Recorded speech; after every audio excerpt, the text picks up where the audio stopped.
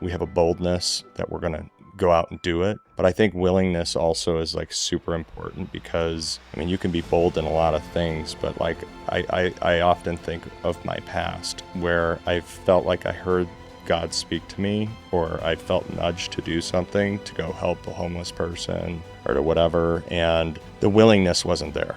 So Right. it was like, I think that's a really important thing that we have to stop and think about. It's like, are we willing?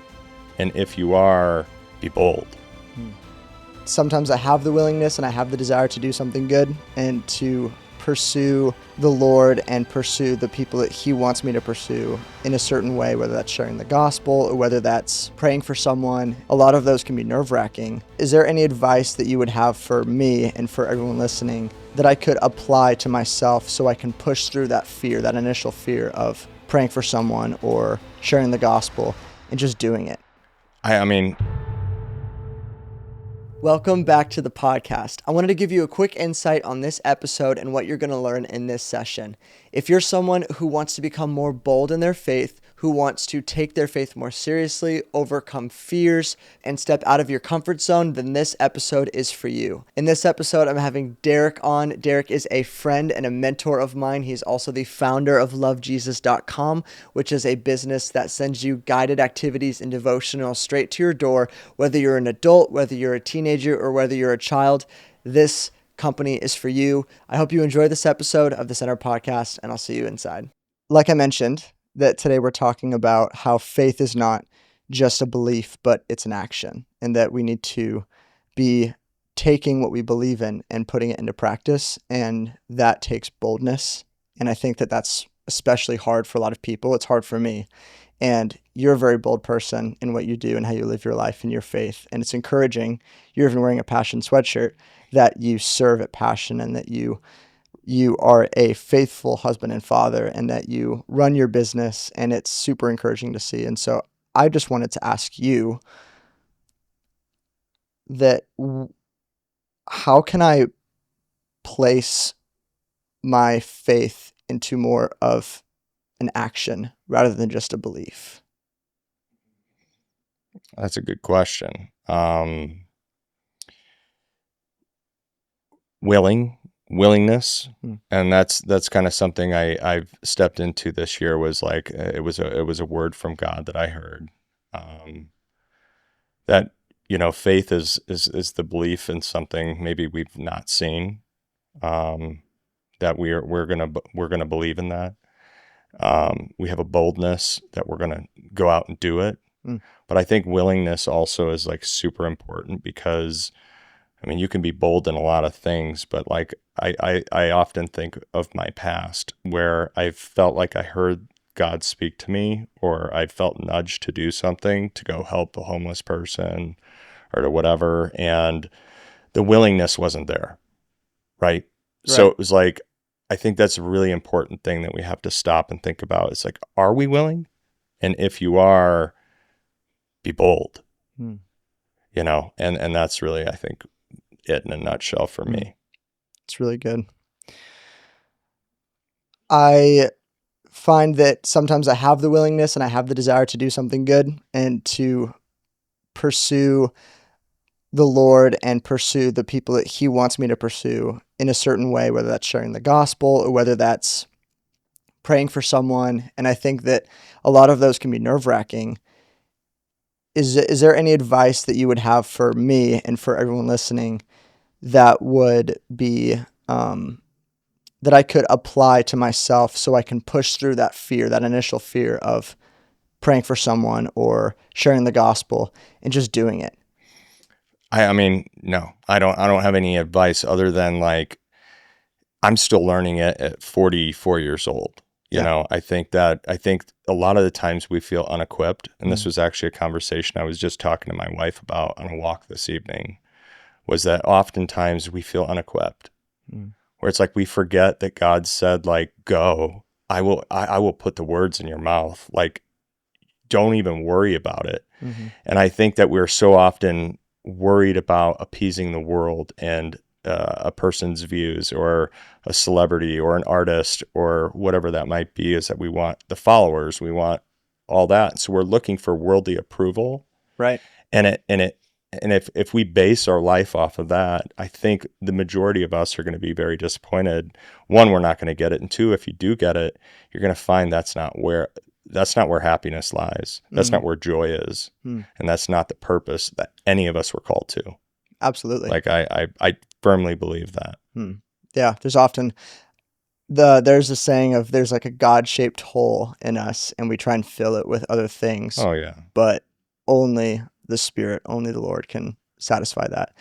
And I think that there's a lot of people out there listening that may be in a season of, I don't know if I want to take my faith seriously, or maybe they're in a season of, I don't know why I should take my faith seriously, because we're talking about boldness and we're talking about having a willingness to do that.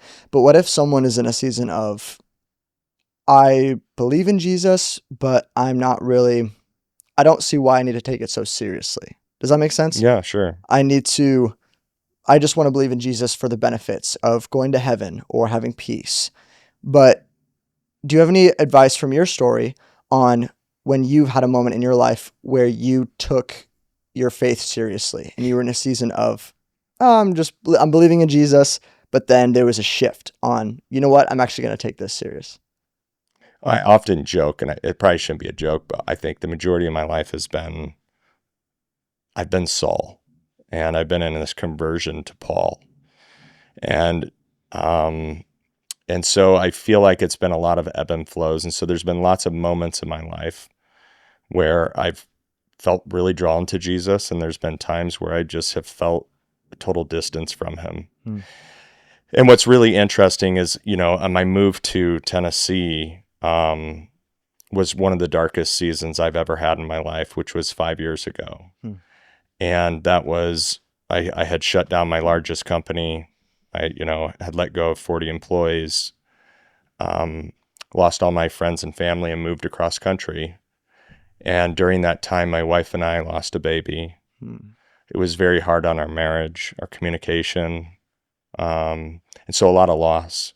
What I found was I was in the Word every day seeking out God. It was really important to me, like, God, I need to hear from you. I need to hear from you. I need to hear from you. And I almost made it a repetitive thing where I was opening the Bible app every day. And I got to 700 and I'm going to call it 56 days, but I might be off a few and I don't want to lie. So it was in the 700s. And one day I opened my app and it was at 0. Hmm. My streak was at 0. And just so you know, that's like over 2 years of reading, right? So it's like I got angry at God. I'm like, God, I've been opening this app every day. I've been reading your word. I've been faithful. I don't even feel like you're with me. Hmm. My marriage is a wreck. We're struggling in this. I don't feel a big purpose in life. Like, what am I doing? Hmm. And I literally heard him say, teach people to love me. And so I was like, love Jesus. Got it. And so the purpose is to love Jesus. And the more I thought about that, I was like, wow, that is the only reason we're here, is to love Jesus and to tell others. It should actually naturally want to come out of you. And so I'd say if you're at a spot of just wanting to get to heaven, then you may want to seek that and dive a little bit deeper into that because, God doesn't create hearts that are just self-seeking, Mm-hmm. right? He creates hearts that are abundantly giving. Mm. It's giving of everything we have. And so I would challenge that thought because it's okay to be there. Mm. I've been there a majority of my life, and I don't claim to have arrived anywhere different other than I've arrived to a spot of I'm willing, Mm-hmm. I'm bold, and I'm going to try to continue doing things, Yeah. you know. Yeah. So hopefully I didn't go into too much of a tangent there. No, that's great. Okay. I relate to that so much. And I think there's a certain thought in my brain that, oh, when I hit 35, I'll have it all together. When I hit 40, I'll have it all together. And so to hear someone in your shoes live the life that you've lived, but then be in a season in your 40s where you mentioned that you had the darkest season of your life. And in my mind, I don't know if anyone else thinks this way, but I think that I'm 24 now and the best years are ahead of me and that I'm going to be fine. But then I have those moments where I really have to realize I'm not going to have my parents forever. And I'm not going to have this season forever. And the last 4 years of moving here has been super sweet for me. The first year I moved here was incredibly hard. Like you, when I first moved here, it was really difficult. I had no community and it was really depressing for me. But then when I actually got connected, I had this friend group and this community surround me, and I felt super blessed in that moment. And then also just realizing God's goodness in that, Mm. of coming through when I had a need. And I would pray for these things, and then I realized I was living in the reality that I prayed for. But then not too long ago, I had this season where I realized, oh wow, my reality is not how it used to be. That what I'm living in now, to me, it's not as sweet as the last couple years that I had. Mm. And that's hard for me because it's hard to be content when you're missing something that you had. And it's hard to find the blessing in where I'm at right now. Have you experienced that? Of course I have. Um, I mean, that's um, that's a given, and I will continue to experience that for the remainder of my time on Earth. Mm. You know, I think that naturally we all try to strive and seek things that are comforting. I notice with a lot of people I talk to that could be money. Um, if I only had $1 million, I wouldn't have to worry anymore. And that might have been a high goal. Maybe it's 100,000 or 50,000. Or if I only had this wife or these kids, Mm-hmm. or I could get them into this school. And so we put all these earthly expectations that if only, and there's only one thing that fills it, and that's Jesus. Amen. I mean, and I know that sounds like, to someone that's like heard this before, like, I don't know, gag me or whatever, Yeah. but like, that's the truth, that literally there is nothing that will fulfill on this earth. I could give you an instance where my wife and I, we were at a food shelf with kids, and I remember that feeling of just feeling like, God, like, how did I get here? Like, why am I at a food shelf? This was after I had some very successful companies. And then I also remember a time where I could go buy an airplane, or I could go buy anything I wanted.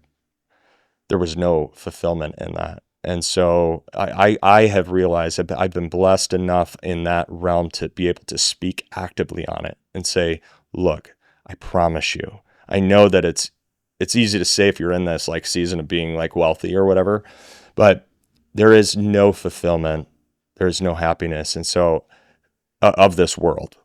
And so the only thing that you'll actually find fulfillment from is your relationship with Jesus. Mm. And how does that look, right? Like, are you actively spending time with him? Are you actively seeking friends that are doing that? Mm. Are you praying? Are you having worship time? Are you regularly going to church? Like, these are all practices that you can do. And anyways, yeah. Yeah, I'm so happy we're having this conversation because there's so much that I want to pull from what you just said. And one of those is when you said comfortability, and that people choose comfortable over uncomfortable. Mm. And that's me a lot of the time. Is that can come to my faith, that can come to this podcast, like that can come to anything. And to hear you talk about your businesses and the success you've had and the lessons you've learned from that, especially the lesson of none of this is fulfilling me. I'd love to hear your thoughts on why someone should not stay comfortable in their faith. Because I think that with myself as well, taking my faith and holding it is comfortable for me. Mm. But when God calls me to bring that faith to other people, that's when I get scared, and that's when it's uncomfortable for me. And I start having this fear of, what if I get rejected? Or what if I don't have the words to say when someone asks me to pray for them? And I choose to be comfortable. I choose to be a hermit when it comes to my faith rather than be a blessing to other people. So if there's anyone else out there, which I assume there are, what advice would you give to that person that is continuing to choose to be comfortable, and either they know that they shouldn't be, or they don't want to be, but they keep on choosing it? Just I mean, Exactly. I think you kind of said it, like we still seek it. Like we seek to be comfortable. And it's backwards. God doesn't like I try to sometimes give this analogy of like a parent and a child. Like if I'm working with my teenage son and he's got it all figured out. I know what I'm doing, Dad. I've got it figured out. Like I'm good. I've got it. He's not in a position, he's not in a heart posture to receive. Hmm. Right. And so I think that the more we start thinking about comfortability, we have to be in places that are uncomfortable. I have to be sitting on a podcast where I'm uncomfortable, Hmm. right? Like we have to put things into motion that maybe isn't comfortable for us. But what that does is it postures our heart of remaining willing. Hmm. And like, and that really is, I think that underline there, it's like, what a beautiful thing, because now he can work with his children, Right. right? Like, I don't care if you're 44 or 70 or 20, like he can work with someone that is willing to be uncomfortable. And so I think if you ever find yourself in a season of feeling pretty comfortable, like things are going all right, like I'm not really rocking any boats, like my job's good, like I think you should challenge that a little bit. Hmm. I really do. There's a song by Andy Grammer. It's not a Christian song, It's okay. but it's called "I Wish You Pain," and Hmm. it's one of these songs that I always listen to. It's really weird, but like it's like wishing pain amongst the people you love, because why? Because it forces growth. Right. And it's this like beautiful song to me that it's hard. It's but we know what's going to happen from that. Fruits are going to be developed. God's going to work. And then you go back historically in the Bible and you look at every character. Hmm. Like, tell me one that wasn't facing adversity. Hmm. You know, Yeah. it's Well, good. it's really good. And you honestly answered my next question, which was, what is the, what's, I don't want to say the punishment's not the right word, but what is the consequence of choosing your comfort zone over choosing to be uncomfortable? And it can be detrimental to you Mm, because I think that when you choose to be willing, God meets you where you're wanting to be willing. So if you're not willing to move, you're going to miss out on some opportunities that God might be wanting to use with you and use you in. I heard this one thought which definitely made me think, but it was that if God wants um, a task completed, he might ask you to be a part of it. But if you choose to be disobedient and not do it, he's going to find someone else. And it's not an idea of that if you don't do it, then God can't work, but it's more of a God wants to partner with you. And if you choose not to, then he's going to partner with someone else to accomplish what he wants. And that really humbled me because if I claim to be a Christian and I claim to love Jesus, I want to be a part of what he has for me. And I want to be a part of his mission, what he's doing. And like you mentioned, that takes boldness and a willingness to be bold, right. which is uncomfortable. It can be. Yeah. It can be. I mean, I feel at this time like I love I love talking about Jesus. And I love being in uncomfortable spots talking about Jesus. I love wearing shirts that just scream Jesus and hats. I mean, I Yeah. I, I find it, to me, it is such a part of me that I can't imagine life without him. And that's taken me a long time to graduate into. I think that's a lot of repetitiveness. I think that was a lot of adversity. And then I think it was being given a lot and taken away a lot. And so, and that probably all falls in adversity anyways, but I've been down this road. So, I just know this much, that bro, like we might live 70 years here, right? Like, do we want these years that God has given us, every breath that he has given us, to be wasted on chasing something that's not of him? Hmm. And if we find success in that, then we're living for the world. It's just it's simple. Hmm. And I don't want this next part of my life to be of me. I did that for a long time, and I don't want it anymore. Hmm. And so that's something that has trajected me strongly and boldly into where I'm at even today. Hmm. I've audibly heard God, and I spoke on that, where it was to teach people to love me. That was an audible thing I heard. It was an action that I took when I heard love Jesus. The only thing I could relate that to was .coms, because that's all I've ever done in my life, or I'm an internet nerd. Sure. And so it made sense. I was like, lovejesus.com, which was a bold step into reaching out, figuring out if this was even a possibility to purchase it. The guy, I don't know if we go into to what that was all about, but the guy wanted some astronomical amount of $59,000 for the domain. And I'm like, oh yeah, no, I mean, I didn't God, know you could charge that much for a domain. oh, that would be low end for like, any dictionary word's $100,000 plus. So you can, Golly. too bad you didn't buy up all those, I gotta get my own. I gotta get garthwheeler.com instantly. Yeah. So, it was a God thing when, within 24 hours, he had lowered his price, like drastically, to something that was acceptable to me. And so I mean, yeah, there was a boldness of just going. And if it happened, it happened. I'll never forget. Once I did acquire the domain, I sat down at my computer, the domain arrives, I see it in my registrar, and I'm like, okay, God, now what? Like, I had no plan. And so it was really interesting when you're walking boldly, like you're just doing, it's like this as we go, you don't need to have it all figured out. God, like, literally will do it for you, but you just have to be bold and willing to do it. Right. It's kind of cool how that works. So That is super cool. yeah. Wow. I would love for you, this isn't in my notes, but I'd love for you to talk about lovejesus.com just a little bit, like your heart behind it and why. Obviously you love it so much because you're bringing Jesus to people, but what specifically could you share with the audience on why this would be beneficial for someone? Because like I said, this isn't my notes, but I'd Okay. love for you to talk about lovejesus.com. Well, okay. So, the thing is that what I was seeing around me was a lot of people that just go to church on Sunday and then leave. And what I've been learning a lot about lately is context, and the context of what the Bible is saying. It was written at a particular time. It had a meaning that maybe we don't necessarily relate to today. So, for example, like when Jesus said, I'm the light of the world, like, what was light at that time? Like, Right. did we ever stop and think about that? And that's something we should, because like at that time it was sunlight.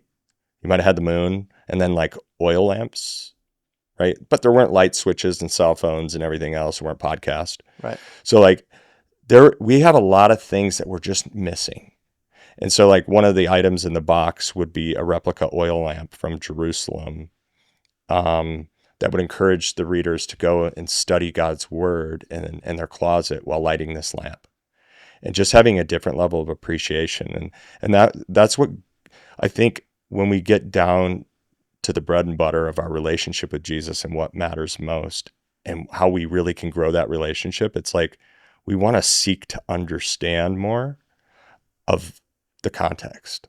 And so that's what I, kind of has set out to solve with Love Jesus. If that's what God put on my heart, that's what it initially has sprung into. Since then, God's been giving me lots of different visions, with what to do. And so those are some things I've been working on lately that I'm really excited about. That's super cool. But, I'm trying to remain into a spot of, okay, this isn't what I want.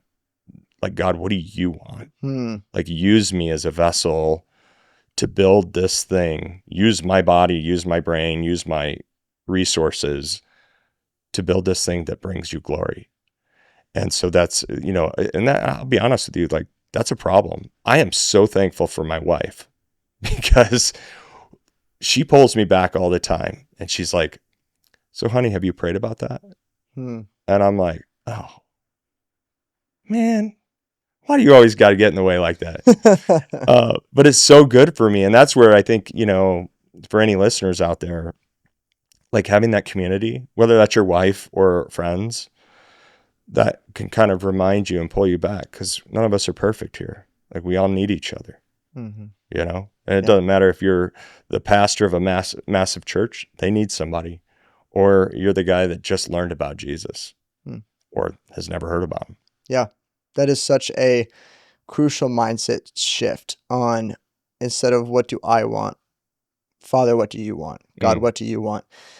I actually shared that with someone today at K-Love, where someone was like, what are your dreams? And I told her, I said, honestly, what's right in front of me is what God has put in front of me and what I want to work on my hardest. And right now that's this podcast. And God has given me the equipment, God's given me the heart for it, God's given me the guests for it, and God's given me the audience for it. And so I'm just going to keep going until he tells me to shift. Mm. And I've never been the kind of person to have my life planned out, to say I'm going to go to this college and then I'm going to work this job and then I'm going to make this much money and then I'm going to marry this kind of person, have this many kids. Although when I was younger, I did say I want 16 kids. Not Wow. anymore. Wow. Not I mean, anymore. now it's 7. Yeah. You picking God's number, huh? I was thinking 4 or 5 maybe. Okay. I'm from a big family, so it's understandable. But I was just thinking about that and how I've never been a life planner before. I've just been, God, what's in front of me? And what's the next thing for me that you want me to do? And that's been a theme of mine for the last couple of years, only the last 2 years, I think. It's when it's been like, all right, God, I'm just going to do what you have set before me. Mm. And because it's a hard reality when you are so self-centered that you are saying, God, this is what I want to do. This is how I'm going to do it. And this is how long it's going to last. And you're planning out your life. What if it doesn't go that way? Right. I know I heard a motivational speech from a pastor a while ago, and it was someone who, I'm blanking on his name, but he played for Tennessee. He was going to be a football player, full ride, last couple games of the year, and then he got hit and his arm just stopped working and he had to quit football. And so his whole thing was, what if God says no to your dream? What are you going to do then? If something falls through, or if God takes you somewhere else, it's, what are you going to do in that moment? Is your life over? Of course not, because Jesus is still good. He still loves you, and he's still going to put things in front of you. And it's just a humbling experience, but also it can be very scary because you don't know what's in front of you. And as humans, I think we just want control naturally. And if we don't have our things planned out, if we don't have our day planned out, our year planned out, it's like, where am I going? What do I do with my life? How am I going to provide? Like, what? So many questions. Who am I going to marry? And I would love to hear your thoughts on just some practical steps on how we can strengthen our faith every day. Because, like I mentioned, it can be intimidating when you don't know what tomorrow holds or what the next week or next month holds. So from your life, from Derick's life, what are some ways that you have done some practical habits to strengthen your faith? Yeah. I think iron sharpens iron, and I think the most important thing, I'd say men, but I should say all people, is accountability. It's just that one person that we can be. If you have multiple, that's great, but that one person that you can be authentic with, the one that you can share your struggles with. Because listen, I don't care who you talk to. I don't care how much you look up to them and how great their life looks. There's drama and there's problems and there's trauma. There's all kinds of things that come along with that. And we just can't pretend that doesn't exist. So I would say that accountability, someone that you can share your life with, is very important. But really, there's only one truth, and it's the Word of God. And so leaning on that accountability needs to be leaning on that, because it's not just someone you're sharing a problem with and then they're taking your side or like Right. whatever. No, you want that guy that's going to be like, yo, dude, you're wrong, Mm-hmm. real wrong. And you're like, yo, I don't really like you right now. But yeah. And it's funny because I was literally just talking to my wife about this again tonight. We talk a lot about Jesus, I guess. That's a good thing. That's a Yeah. good thing to do. But she was telling me, we were talking about accountability, and she said, it's all about that one person that can just call you out. And she specifically remembers someone in her life that was able to do that with her. And it just 20 years later, how much that's impacted her and Wow. her journey and her walk. And so I'd say that's probably up there, But for me, that's been real good. Yeah. It's funny that you mentioned iron sharpens iron, because me and my boys at youth group, we're doing a separate youth group get together on Sundays, one Sunday every month, where we're getting together and we're just talking about heavy topics, really tough questions. And I mentioned this a couple weeks ago on my last episode, but this last iron sharpens iron group that we talked about lust. We talked about all this stuff and why it's important to stay away, and why it's damaging, and how it feels good in the moment, but afterwards, for the long run, it's going to hurt you. And so I think that you're right on it, how important community is. And even if it's just that one person, I think a lot of us want a lot of friends. Yep. But I think that it's better to have one friend that you can go to about anything than have 10 friends that you can't open up around. Yep. And it's not a status thing. Jesus didn't give us friends so we could look cool in a big group of people or just have a lot of people you can talk to. He made it so you can be vulnerable together, and you can be like this, sitting like this, and encourage each other to be bold and to step out in faith. Ask questions, because I read a statistic that I don't know if you fit into this generation. If you do, you're very mature. But I know that the next generation coming, that I heard a stat from, I don't remember his name, but a guy that's whatever. But he wrote a book all about this next generation coming up, and by the year 2060, that Christianity will no longer be leading in America. Wow. Really? It could have been 2065 if I'm not mistaken, but I'm like, wow, that's like very soon. Like, you're saying it's not going to be leading. And the number one question that the millennials or whatever I don't know what generation you call it, had is, why does God allow bad things to happen? Right? And I'm thinking, okay, that's a great question. But why are we as Christians not responding? Yeah. Why are we not engaging? Why are we allowing this to happen? God called us. He gave us one commandment. Go tell the world. Like, okay, so now you're a believer. It's great. It's awesome.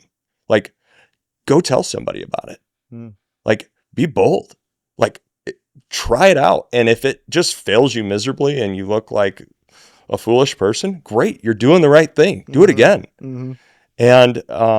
And however that looks, like whether that's doing it over the internet, whether you're translating it into a new language for someone to read, whether you're, going to another country and doing it over there, whether you're going to your high school or college, like, these are the areas that we all have the ability to step into. And I think when people try it, you'll be amazed at what happens. Even if it wasn't immediately, even if you've been rejected in the past, I think what happens is you're going to start to see new things emerge, and God's starting to work within these areas that you would have never thought imaginable.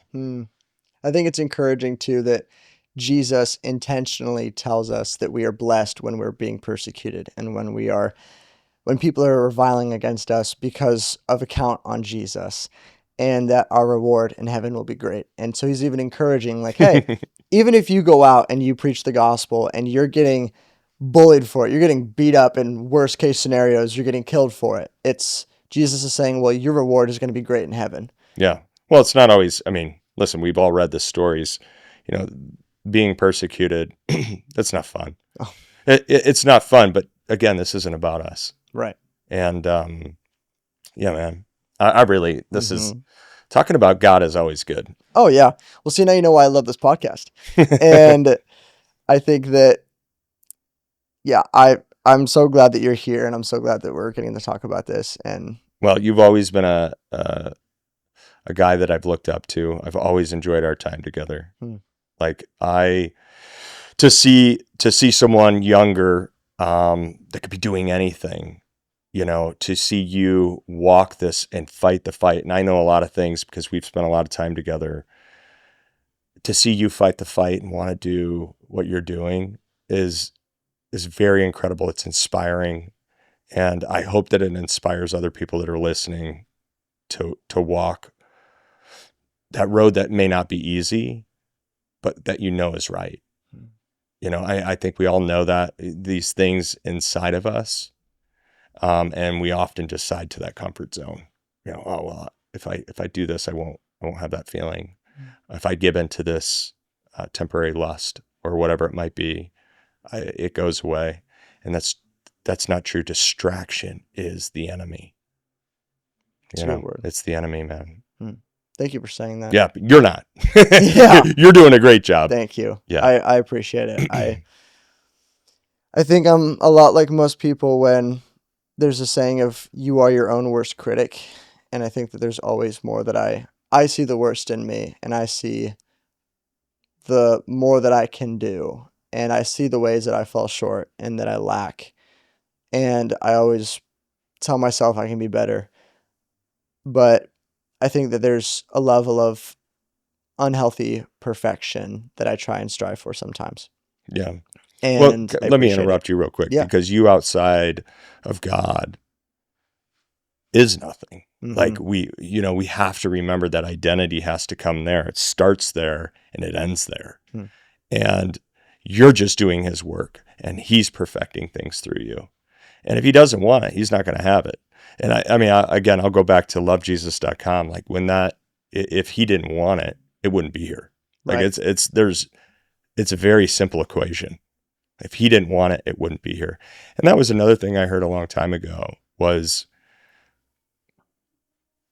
and I don't know how this rolls over with people, but God doesn't need me. Like he actually doesn't need me. He's God. Like God's perfect. Yeah, it's true. Right. And that was like, whoa, okay. Yeah. Well, he doesn't need me. Am I willing to do his work? Okay.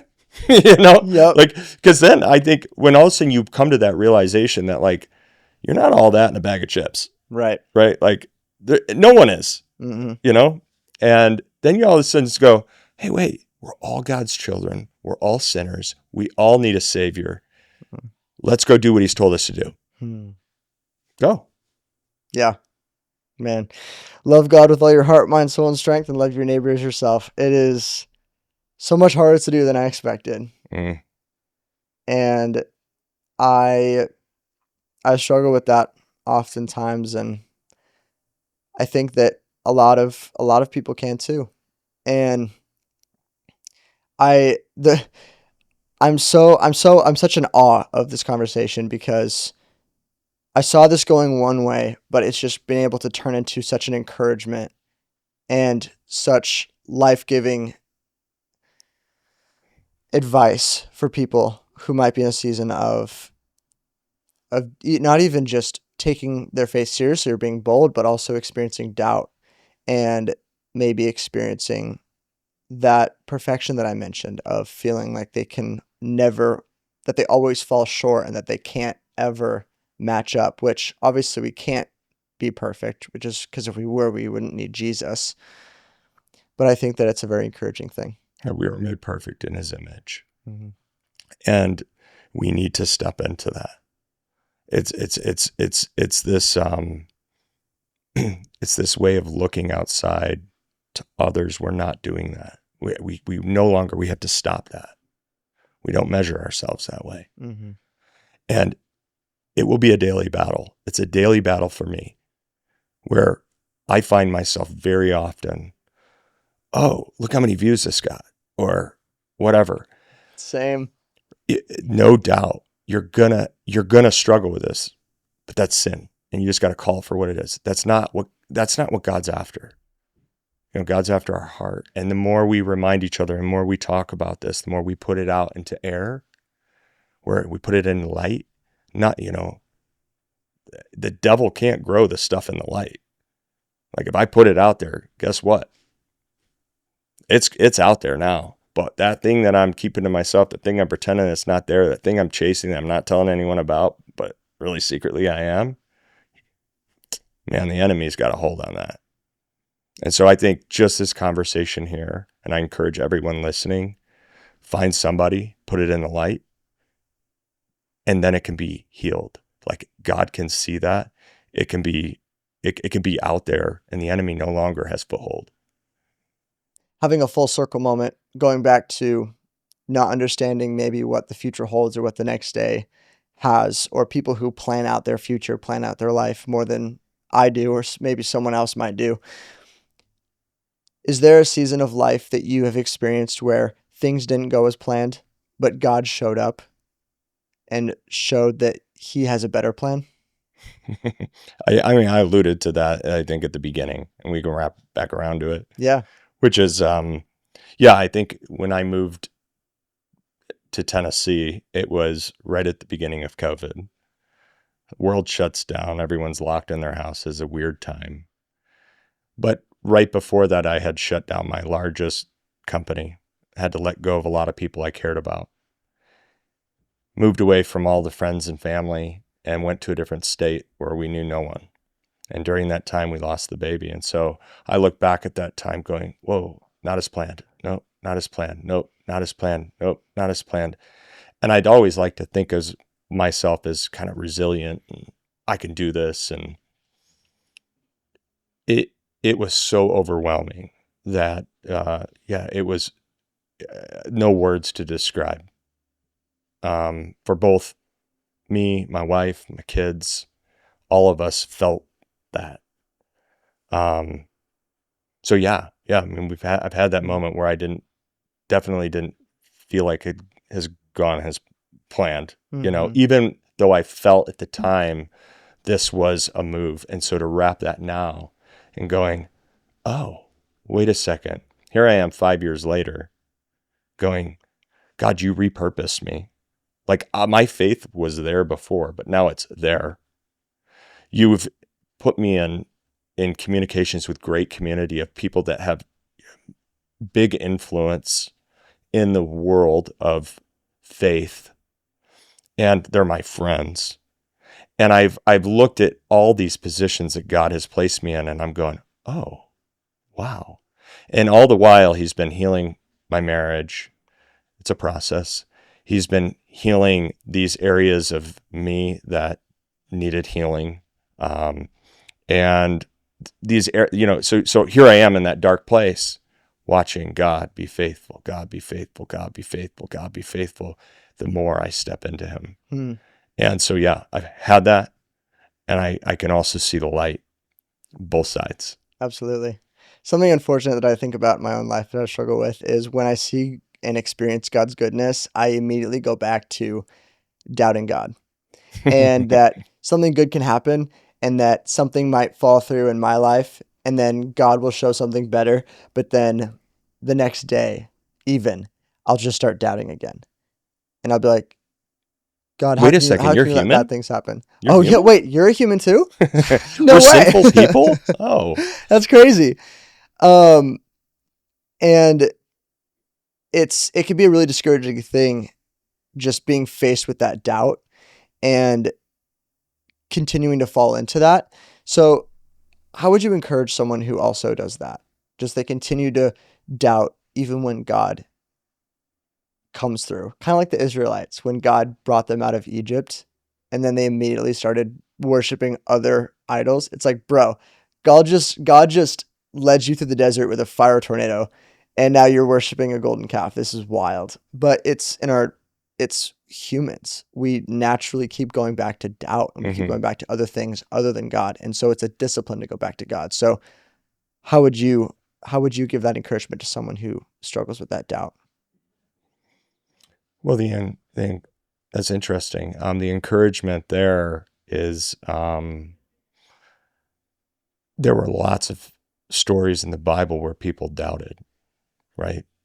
And I think that we need to take ourselves into a place of realizing that you're not alone in your doubt. God's working in those places of discomfort. And so when you find yourself in that doubt, that discomfort, you're in the grind, you're trying, you're doing the things you're supposed to be doing, but you're not feeling. Bring it back to him and ask him, do I have any offenses against you, God? Do I need to put anything in the light that I haven't put in the light? God, is there something, is there an area where maybe I need to submit into prayer? I need to have people pray over me. Is my life honoring you? Like, are you finding the music I'm listening to God honoring? Or the things that I'm looking at, the thoughts that I'm having, and those are the areas I think that if we're feeling hindered and we're honest, there might be a reason for that, and so I wouldn't doubt as much. I would bring it back to Christ and ask him, because God he loves to give answers. Like that's what he does. He restores and he heals, and we're going to be living with him for eternity. It's going to be great. All of this stuff is going to be gone. So, I mean, I think this is just a taste of what we're getting into. Mm-hmm. So yeah, I'd encourage anyone, take it back to God. Yeah. Take it back to him. Mm-hmm. Don't just let it become doubt because of the ways of the world. Yeah. But God will heal it. I know he will. I love what you said about how God wants to give answers. And I think in my life, I've thought that if God's going to give me an answer, he's going to give it how I expect. And he's going to do it in a way that I want him to do it, whether that's audibly or whether that's showing up as a burning bush, like to Moses. And what I've found in my life is that I need to continue in those moments, even when I want to hear from God, to humble myself and say, Jesus, you're going to teach me this lesson somehow, and you're going to speak to me somehow. It might not be how I want it to be. It might not be audibly, but it might be through an experience. It might be through a sign or something else, maybe a confirmation through someone. And it's encouraging to still humble yourself in that moment and say, you know what, Jesus, I know that you're going to get this to me. And I know that you're going to answer this question of mine, whether that's with your word, like I said, with someone else, with some sort of confirmation, whatever it is. And I think that we shouldn't be discouraged when God doesn't speak to us in a way or give information to us in a way that we expect. And I'd also further go on to say, we have to be okay knowing that he's God. There could be a submission problem to that, where it's God, why am I not getting this answer? Maybe he's not going to give you an answer. Maybe you're just not realizing he's God. He had this all figured out before we were born. He had us planned. He had every moment figured out. He knew it all. It's nothing of surprise to him. So it's we're expecting something from this relationship when we need to just posture our hearts to be more giving. That's right. And just trusting. Mm-hmm. So I would encourage that. This isn't what am I getting out of this, God? I'm getting to heaven? All right, cool. Yeah, that's good. Right. That's real good. Choosing God for the benefits. Yeah. You made that funny, or that good feeling in my heart when I worship. Yeah, that's good. Still about me, but thanks, God. Exactly. Right. You got to remind ourselves it's not about us. Mm-hmm. And I think anyways, go ahead. No, I love it. Thank you. Yeah. Please keep talking if no, I mean, I think it was the whole point of I made a joke about being on a podcast and being I'll do the voice, but just don't put me on it. Right. That's a self-image, right? That's just not trusting God. And God's going to use this to speak to someone. Well, maybe. Someone might go to Passion because you're wearing a Passion sweatshirt. I hope so. Passion's great. Yeah. I love Passion. Yeah.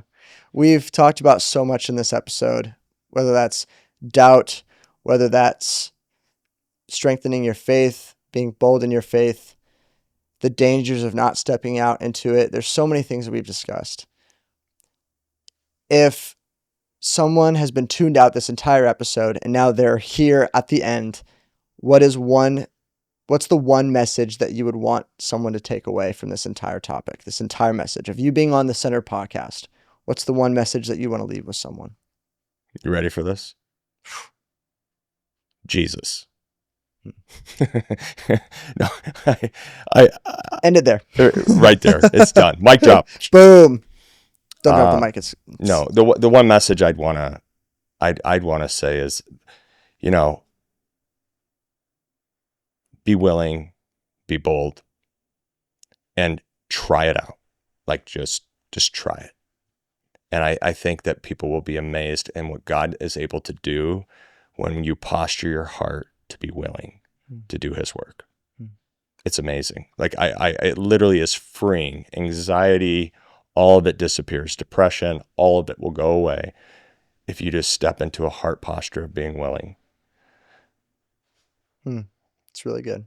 Derick, I'm going to go into it. I know we're ending it. No, please bring it on. I'm going to give you one last story. Please. And this is a God story. This was my year. At the beginning of the year, I said, I'm going to be willing, right? God, tell me what to do. I'm going to do it. For the past 15, 20 years, my wife has asked me, I want to go on a missions trip. I want to go to another country and serve. And I'm like, no. Like, you know what? I'll give some people some money that want to go do that, but I'm staying here in America. That's where I belong. And I've said this for 15 years. And so this year, we were presented with an opportunity. We were at a dinner, and as I said, willing, right? This thing came on auction to go to Africa, to go hang out with the kids in Africa and meet them, kids that you could sponsor. And I remember my wife looking at me. She's like, "Oh yeah, oh yeah, we're going. We're doing this." And I remember sitting there going, "Be willing, be willing."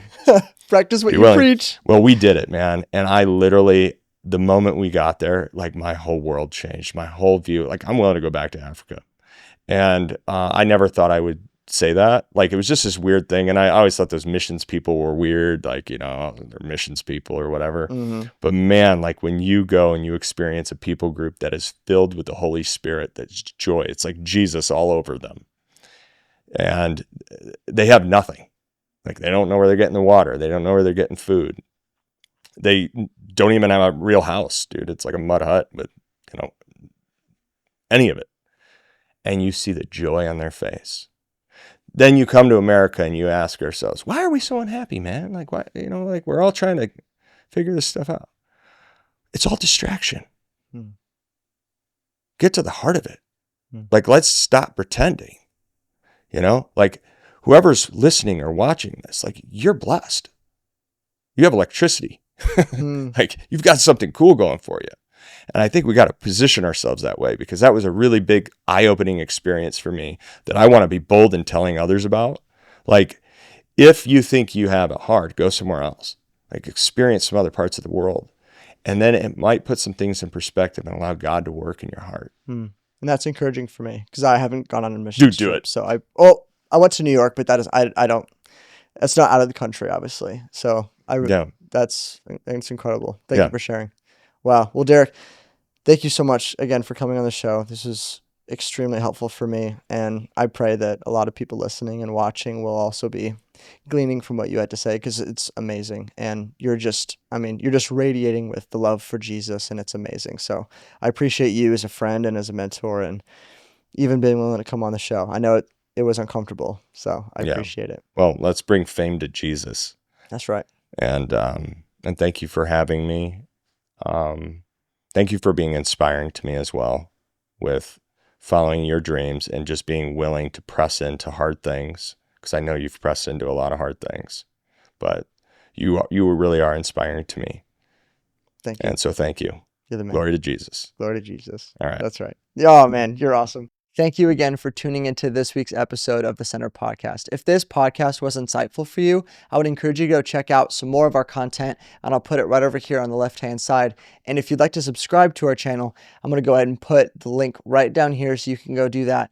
And I would also encourage you, as you're waiting for next week's episode to drop, go check out last week's episode with Avery, because we talked about doing kingdom work in any situation that you're in, and it was super impactful for me, and I hope it is for you as well. I'll see you in the next episode.